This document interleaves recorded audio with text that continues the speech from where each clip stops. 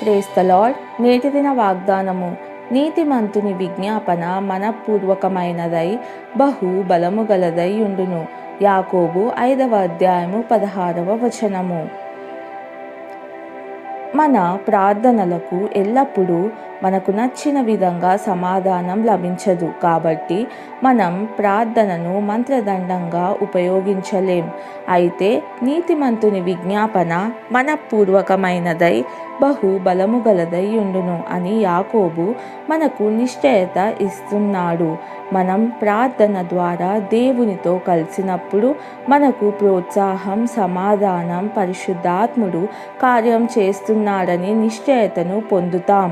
మీ జీవితంలో ఎవరికైనా రక్షణ లేదా, స్వస్థత లేదా, సహాయం అవసరమా? విశ్వాసంతో మీ దేవునికి ప్రార్థించండి. ఆయన వింటాడు. ప్రార్థన. ప్రియమైన తండ్రి, నిరంతరం విడువక ప్రార్థనలో ఉండటానికి నాకు సహాయం చేయండి. నేను పట్టుదలతో ఉండటానికి సహాయపడే మీ ప్రేమకు వందనాలు. యేసయ్య నామంలో ప్రార్థిస్తున్నాను తండ్రి. ఆమెన్.